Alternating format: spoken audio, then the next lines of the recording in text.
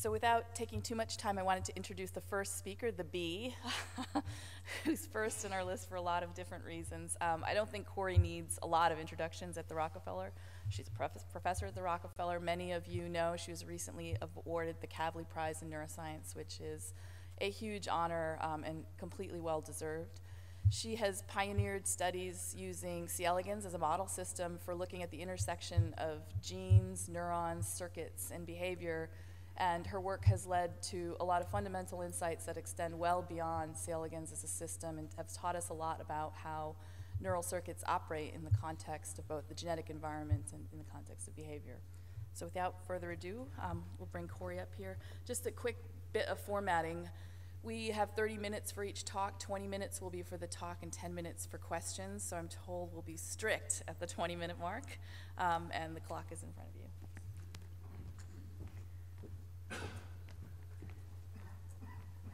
So thank you to Alan and thank you to Katya for this invitation.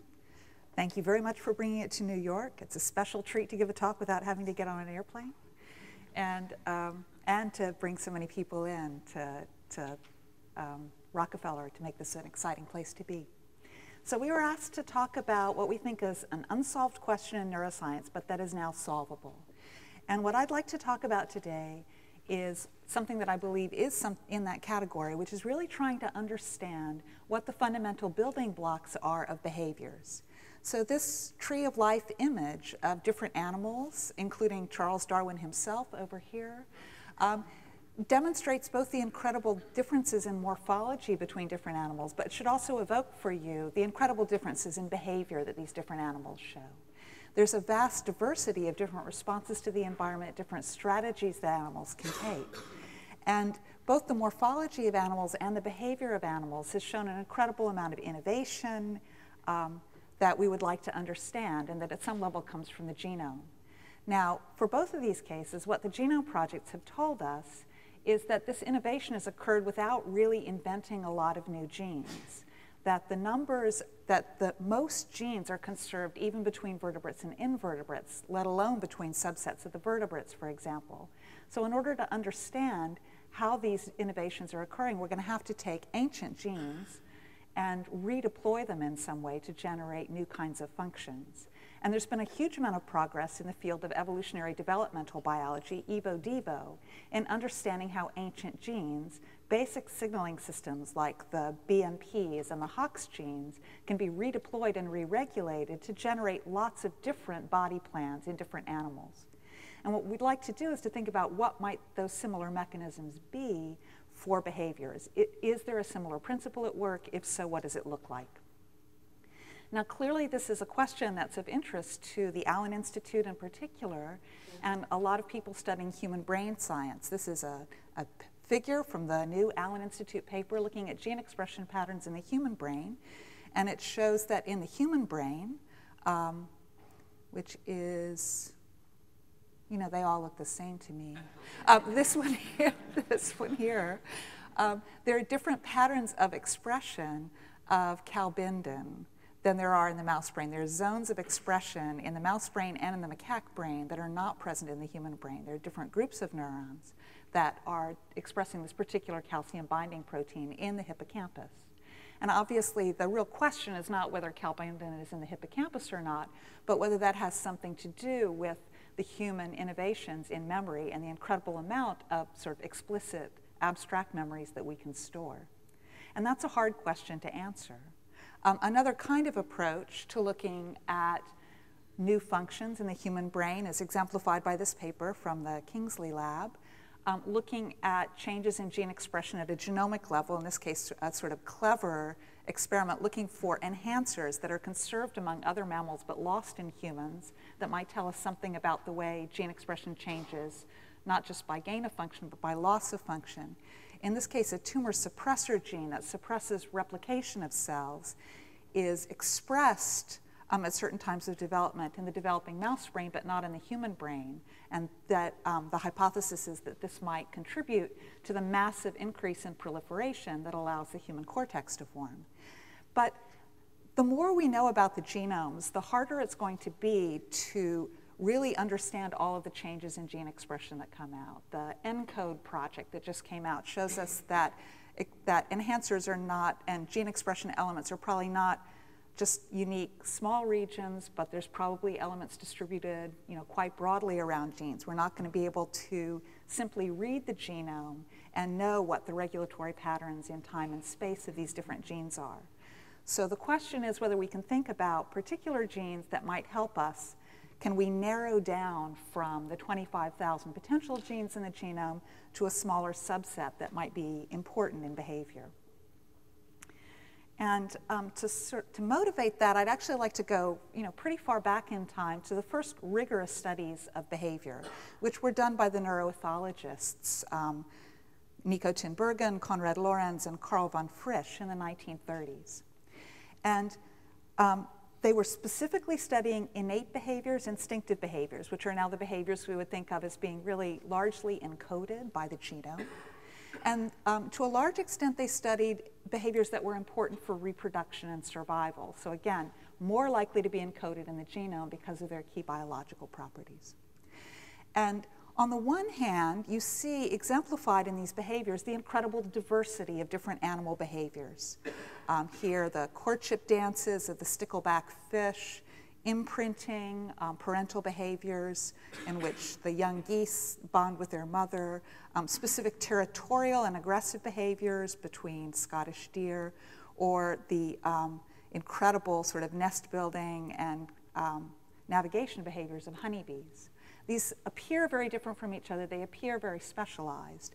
But what the ethologists did in studying these was to try to uncover common principles and to see if you could sort of categorize these sorts of behaviors in the context of an intellectual framework.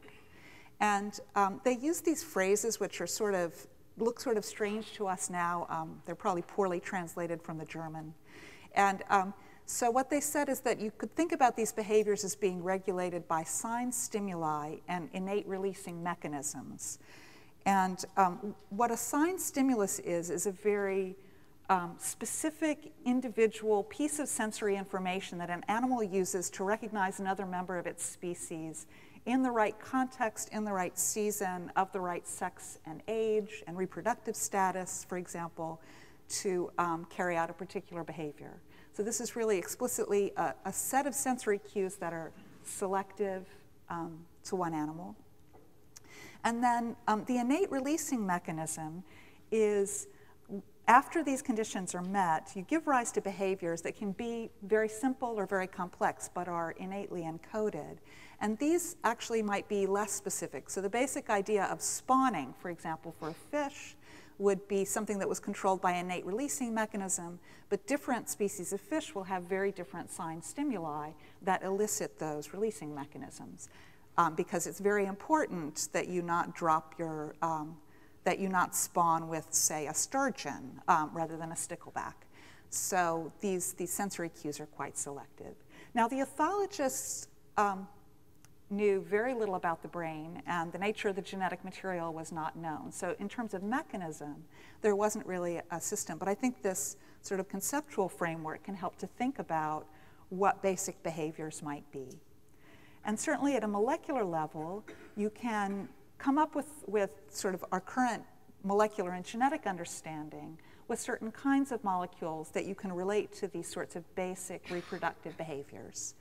So in mammals, oxytocin and vasopressin are two very similar neuropeptides actually derived from a recent gene duplication, which are strongly implicated in mammalian reproductive and social behaviors. So these were the first neuropeptides to be characterized, purified, and synthesized. And oxytocin in particular is of real importance in mammalian maternal behavior. So when a female mammal gives birth, her hypothalamus releases massive amounts of oxytocin into the circulation, and that stimulates uterine contraction, labor, as well as lactation and milk letdown response. So this is really the physiological control of maternal outputs. And at the same time, oxytocin is released in the brain, and it stimulates mother-pup bonding, and the addition of oxytocin or the acute blockade of oxytocin in sheep, where it was first characterized, or in rats, can have quite strong effects on this bonding. The related vasopressin peptide has roles in aggression as well as paternal care and pair bonding. Now, there are a few things to say about these peptides. First, you can view oxytocin as sort of the one-stop shopping of maternal behavior here. You have both the physiology and some of the important maternal behaviors coupled in a single peptide.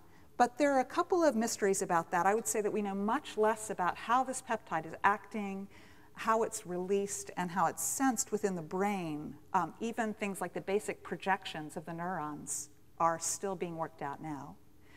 And second, there's been a little bit of a sort of itchy mismatch between what these peptides can do acutely and what happened, for example, when knockouts were made of the peptides or the receptors in mice. There are also naturally occurring mutations in this peptide in humans and rats, which is that they didn't really have the complete blockade of these behaviors that you might have expected.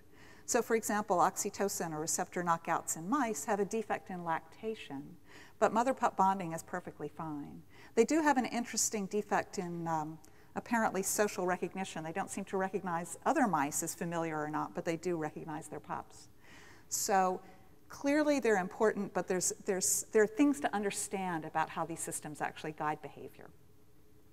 So a couple years ago, Evan McCosco, a graduate student in the lab, noticed that within the worm genome, there was a sequence, which at the time wasn't even annotated as a gene, that kind of looked like oxytocin and vasopressin. And when I say kinda, that means it had 3 amino acids in common with them, 2 cysteines and a proline, which is pretty minimal. But there were other things that made us think that it was promising. It started with a signal sequence, so it was likely to be secreted. It had a folding domain that resembled the folding domain in these peptides.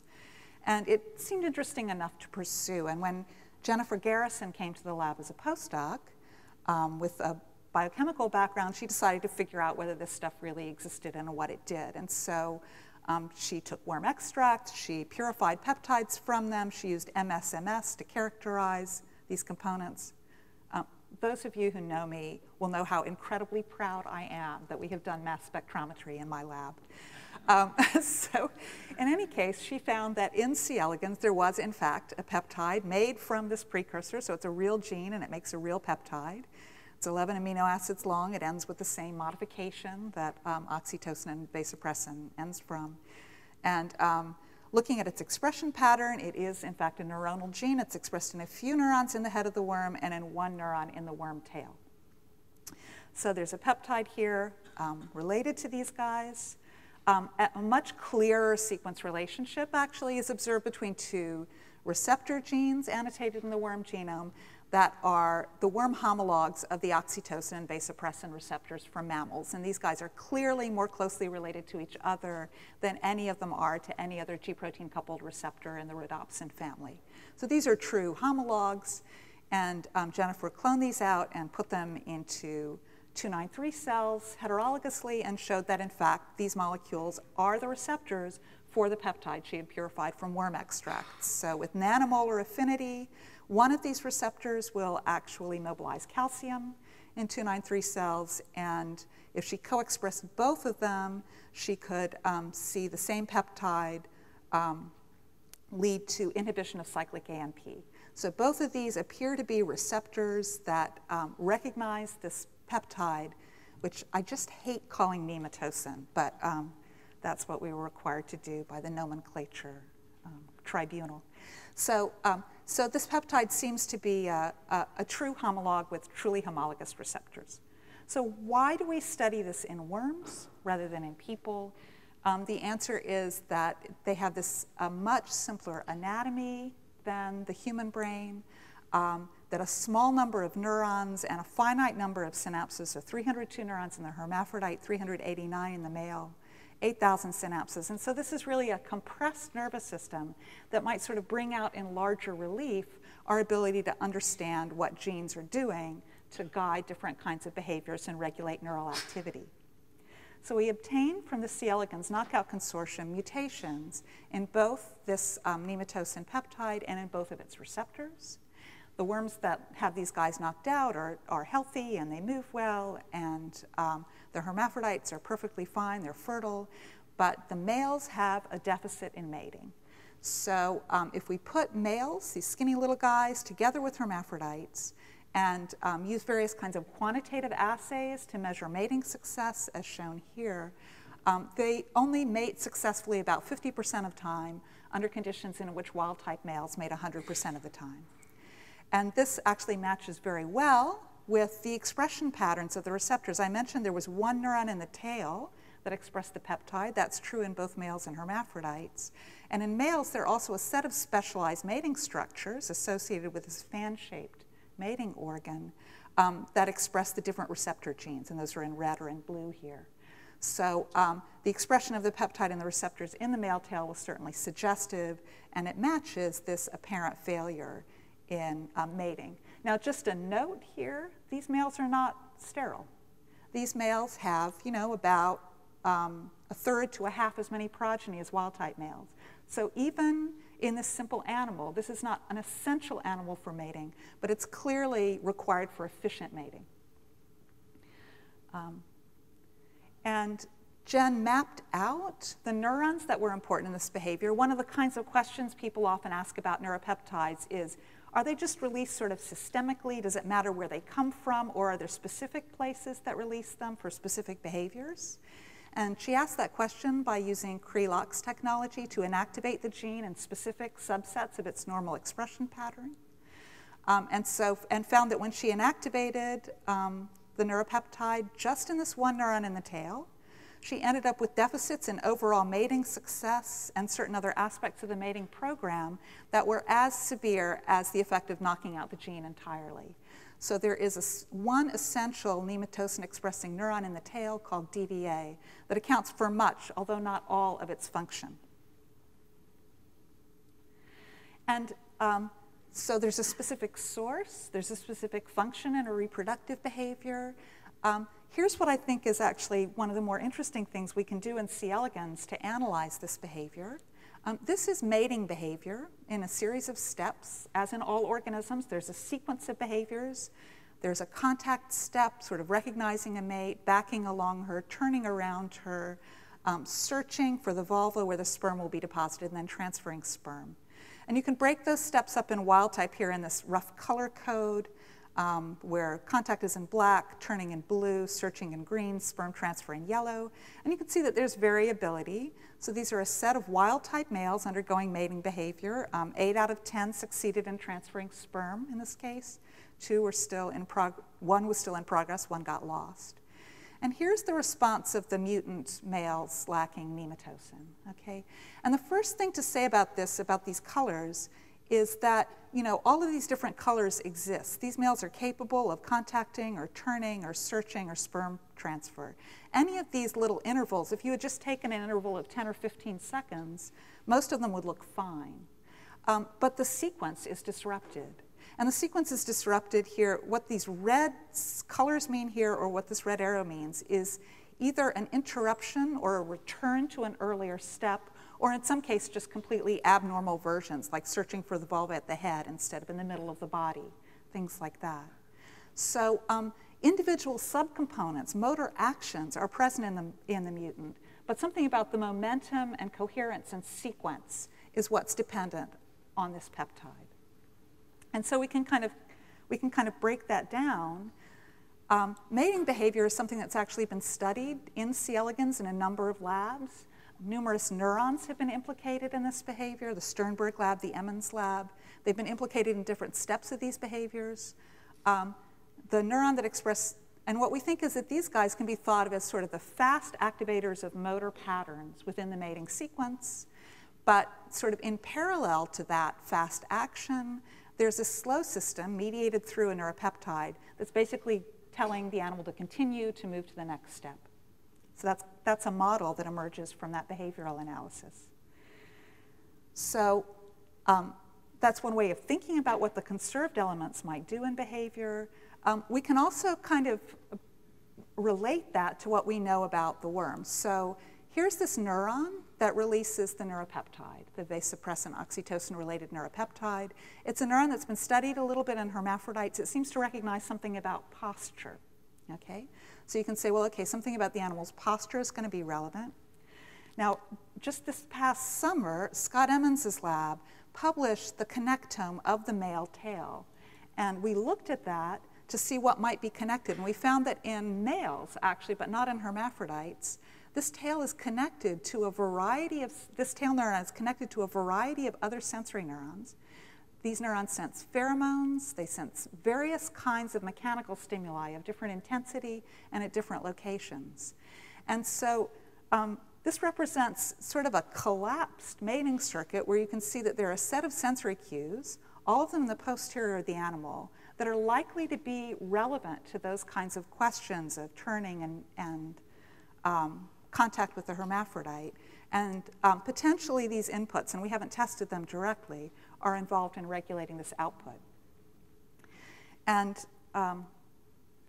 what we can do also is to sort of return to the idea of the neuroethology of the system and say, well, how would a neuroethologist look at this? And I think I think a neuroethologist would say these systems up here are potentially the sign stimulus, the cues that tell this male, this is a hermaphrodite, it's not a speck of dust, it's not another male, it's not a juvenile, continue the mating. And then the release of this mating mechanism, the innate releasing mechanism may be this peptide. So the conclusion of my talk really is that neuropeptides may be functionally conserved, that these ancient molecules may have gotten linked up to reproductive behavior very early in evolution, early enough to be shared between vertebrates and invertebrates. And I just want to mention Bill Kristen, who's done electrophysiology in the third major branch of the bilaterians, and shown that a peptide related to oxytocin and vasopressin also affects these guys here.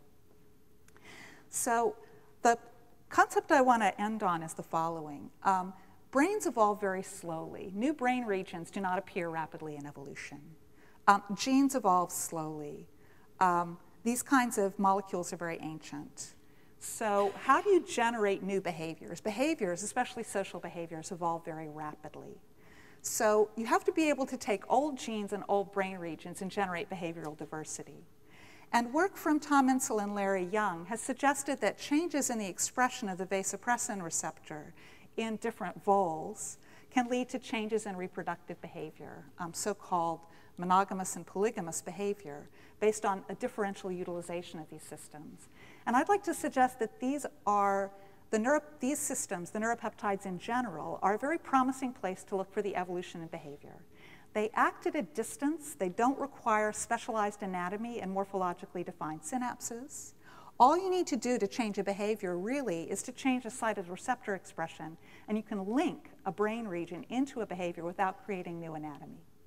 And I think in looking at different subsets of genes, and we have some genetic evidence for as well, these kinds of systems, of which there are about 100 neuropeptides in mammals, a similar number in C. elegans, similar number of receptors, may be places to look for innovations in behavior. Now, candidate genes have a horrible history in behavior. Whenever you say, well, you should look at a certain class of genes, people just shudder, okay? But I'm not saying to look at a particular gene. I'm saying to look at a family of gene and to maybe reduce the problem of 25,000 to maybe a problem of 200 genes that might be particularly likely to show interesting changes. So with that, I'll stop. Thank you.